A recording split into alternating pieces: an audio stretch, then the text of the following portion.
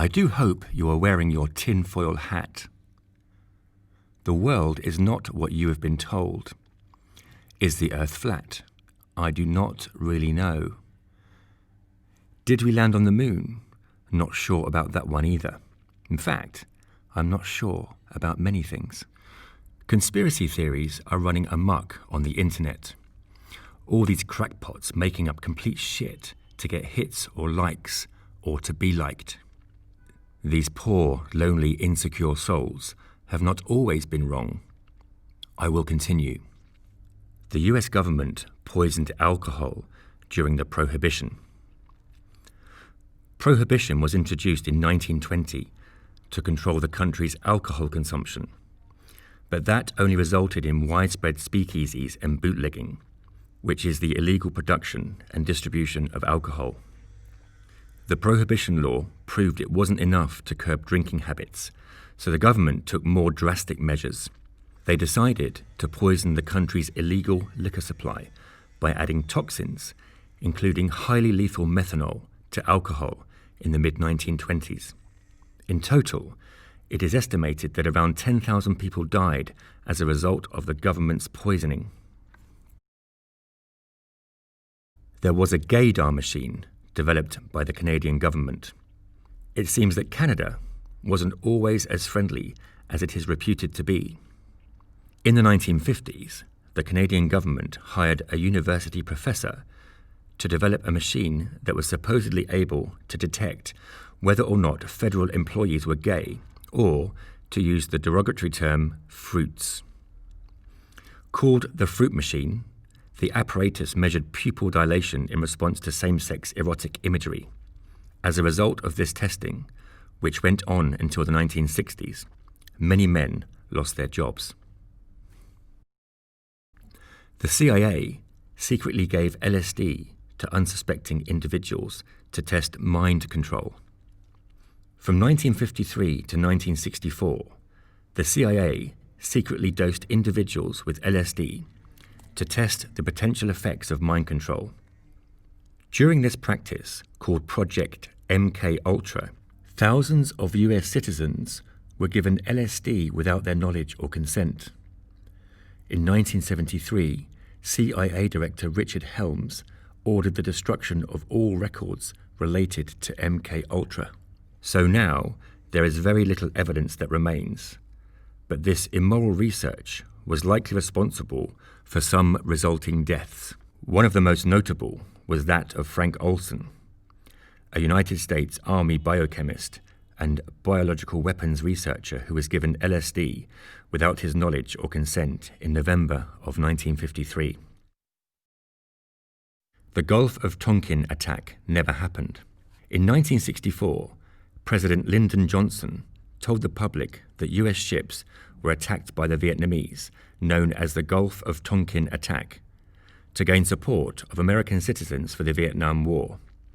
However, a year later, Johnson admitted there was no attack and was quoted as saying, "For all I know, our Navy was shooting at whales out there." In 2005, official documents from the National Security Agency were released that confirmed that the whole Gulf of Tonkin attack never happened and was fabricated to gain support for the war. Bohemian Grove. Each July, some of the wealthiest, most powerful men in the world gather at a campground in California for 2 weeks of heavy drinking, super secret talks, and strange rituals. Those that come to this retreat, called Bohemian Grove, have included prominent business leaders, former US presidents, musicians, and oil barons. The participants aren't supposed to conduct business deals there, but there was one exception in 1942 for the Manhattan Project, which led to the creation of the atom bomb. Reportedly, plenty of misbehaving goes on at Bohemian Grove as well. The FBI spied on John Lennon. Because of his anti-war songs like Give Peace a Chance, John Lennon was considered a threat under the Nixon administration. In 1971, the FBI put Lennon under surveillance, and the Immigration and Naturalization Service tried to deport him the following year. According to CIA records, they feared he would disrupt the 1972 Republican Convention, so the CIA joined with the FBI in gathering intelligence on him. The US government employed Nazi scientists after World War II. About 1,600 Nazi scientists were sent to work in the US in 1945, following Germany's defeat in World War II. The program, called Operation Paperclip, was exposed in media outlets, including the New York Times in 1946. Some of these scientists were involved in Project MKUltra. Werner von Braun was one of the well-known former Nazi participants in this program, and he was put to work as director of the Development Operations Division of the Army Ballistic Missile Agency. He was involved in the moon landing and developed the Jupiter C rocket, used to launch America's first satellite. The CIA spied on and controlled the American media. The CIA project, known as Operation Mockingbird, spied on members of the Washington Press Corps, starting in the early 1950s. As part of this operation, they paid journalists to publish CIA propaganda, wiretapped their phones, and monitored their offices to keep tabs on their activities and visitors. The CIA paid student and cultural organizations, as well as magazines, to serve as front organizations. This covert operation was finally uncovered in Senate hearings in the mid-1970s. The US government planned to commit domestic terrorism and blame Cuba. Approved by the Pentagon chiefs, the Department of Defense, the Joint Chiefs of Staff, and the CIA, Operation Northwards was a proposed plan to fabricate acts of terrorism on US soil. If carried out, it would have killed innocent citizens to trick the public into supporting a war against Cuba in the early 1960s. The operation even proposed blowing up a US ship and hijacking planes as a false pretext for war. Luckily, John F. Kennedy, who was the president at the time, put a stop to this planned operation. So all of the above had been seen as tinfoil hat nonsense at some point, but all have turned out to be true. We also have Iran-Contra. The US government sold arms secretly to Iran and then sent at least 55% of the sale to the Contras in Nicaragua. Ronald Reagan was in control at the time, and although he was unbelievably not impeached, knew all about this. Oh yeah, the CIA and US government were also involved in buying and selling drugs as part of this whole mess. The war on drugs. In 1971, Richard Nixon called the war on drugs America's public enemy number one. Since then, the endless war on drugs has been going on. Has it worked? Well, if you mean in terms of getting rid of drugs, then it is a big no.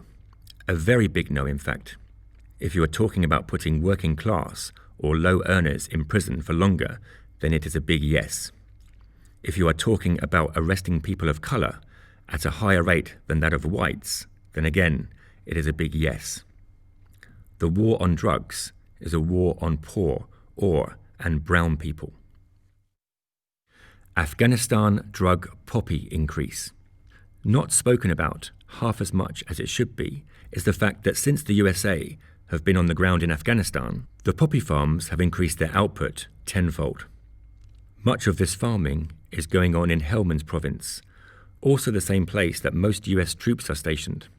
The Afghan warlords, or drug lords, have for many years been helped and funded by the USA. It is said that the region is now the new Colombia and run by the CIA. Just think about this. If you had a potato farm, how on earth would you increase your yield with tens of thousands of soldiers on the ground? It just does not make sense, does it? 9/11. On September the 11th, 2001, 19 terrorists hijacked 4 airplanes from American airports with the intent of crashing them into the World Trade Center buildings 1 and 2, the Pentagon, and the US Capitol. The terrorists, belonging to the Al-Qaeda terrorist network, allegedly wanted to retaliate against the United States' continued support of Israel, the involvement in the Persian Gulf Wars, and its continued military presence around the Middle East. 2 planes were intentionally crashed directly into the World Trade Center buildings 1 and 2, just 18 minutes apart. Nearly an hour later, the terrorists crashed another plane directly into the Pentagon, instantly killing 184 people. 1 hour later, the 4th airplane crashed in a field in Pennsylvania after passengers struggled with the attackers for control of the plane, killing all on board. Of course, there are no questions to ask about this at all. Move on. But if you did want to ask some questions, then a good place to start is to look at the BBC reporting on Building 7 collapsing 20 minutes before it did, with the building standing behind the reporter. That should get you going. Kennedy and the magic bullet. Can you believe it, that there have been those who doubted that Lee Harvey Oswald acted alone? The magic bullet. One conspiracy theory claims that the CIA invented the term in 1967 to disqualify those who questioned the official version of John F. Kennedy's assassination. Ford the Nazi. Before we talk about Henry Ford building cars and tanks for Nazi Germany, take a look at The International Jew, a nice read by Ford if you are anti-Jew. At a ceremony in Dearborn, Michigan, Henry Ford is presented with the Grand Cross of the Supreme Order of the German Eagle on his 75th birthday. Henry Ford was the first American recipient of this order, an honor created in 1937 by Adolf Hitler. This was the highest honor Nazi Germany could give to any foreigner and represented Adolf Hitler's personal admiration and indebtedness to Henry Ford. The presentation was made by Karl Kapp, the German consul in Cleveland, and Fritz Heller, German consular representative in Detroit. All in all, Ford was batting on both sides of the war and a firm supporter of Hitler. He was not alone in this. There were many companies doing the same, and most of them are still household names today. Why did they do this? Because they are pirates. Yes, just modern-day pirates. It is all owned. You are owned. It is all controlled. You are controlled, and there is nothing you can do to change it. You think you have a choice. You have no choice. You are enslaved to their system.